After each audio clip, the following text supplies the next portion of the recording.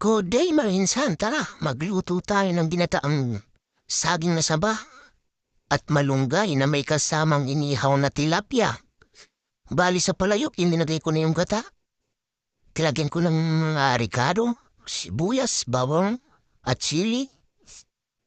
Hintayin natin kumulo.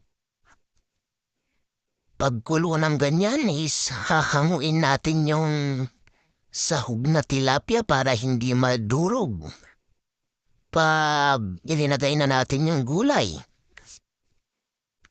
hahanguin muna natin yan sa may plato. After nating mahango yan, mga insan, mikos-mikos lang natin ang konti yung gata.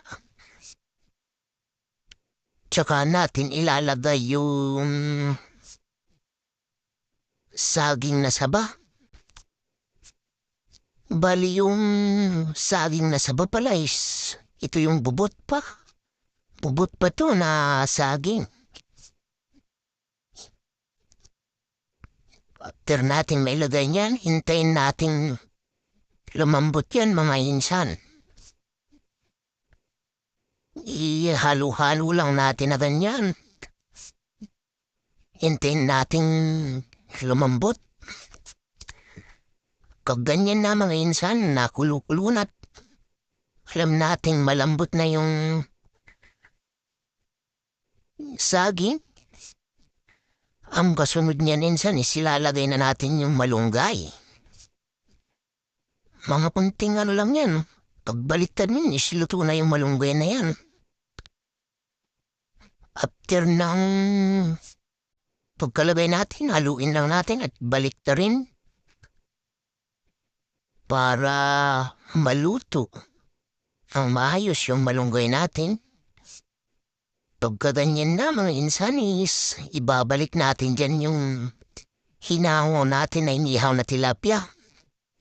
Papaibabaw natin. Tas maghintay lang tayo ng mga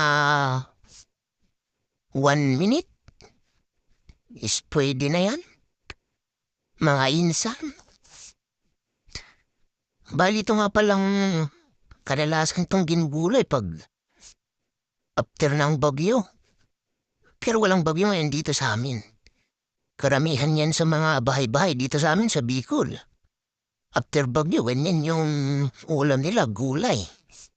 Gulay na bubot na saging kasi madaming nabuwal na puno ng saging after bagyo yan dito.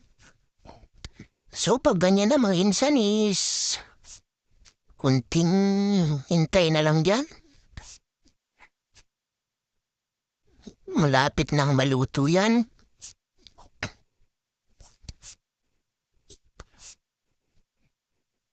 After 1 minute niyan, mga insan, is luto na yan. Goods na yan. Kain na tayo, mga insan. Alright.